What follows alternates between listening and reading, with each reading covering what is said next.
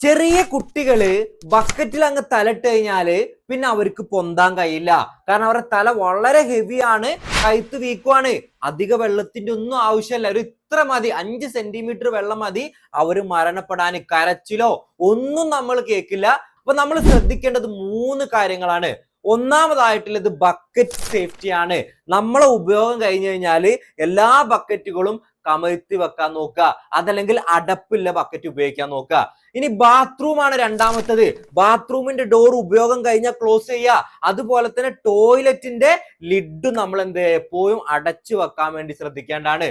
ഒരാള് എപ്പോഴും കുട്ടികളെ നോക്കിക്കൊണ്ടേയിരിക്കണം. ഈ 3 വയസ്സിന്റെ ഉള്ളിലുള്ള കുട്ടികളെ നോക്കിക്കൊണ്ടേയിരിക്കണം. അപ്പൊ ആ സമയത്ത് മൊബൈലോ അങ്ങനൊക്കെ നോക്കി ഒരൊറ്റ അശ്രദ്ധ മതി കുട്ടി മരണപ്പെടാൻ വേണ്ടിയിട്ട്. ഏറ്റവും അവസാനമായിട്ടുള്ളത്, നമ്മളെ കുട്ടിക്ക് ഇങ്ങനെ സംഭവിച്ചു കഴിഞ്ഞാൽ ഇമ്മീഡിയറ്റ് ആയിട്ട് നമ്മൾ CPR സ്റ്റാർട്ട് ചെയ്യുക. നമ്മളെ 2 വിരൽ ഉപയോഗിച്ച് നമ്മുടെ ഹൃദയത്തിന്റെ ഭാഗത്ത് നന്നായിട്ട് അമർത്തി കൊടുത്ത് ഹോസ്പിറ്റലിലേക്ക് എത്തിച്ച് നമുക്ക് അവരെ രക്ഷിക്കാൻ പറ്റാവുന്നതാണ്. അപ്പൊ ഈ ഒരു അറിവ് 6 മാസം മുതൽ 3 വയസ്സ് വരെ പ്രായമുള്ള എല്ലാ കുട്ടികളുള്ള ആളുകൾക്കും നിങ്ങൾ ഷെയർ ചെയ്ത് കൊടുക്കട്ടെ. Stay healthy.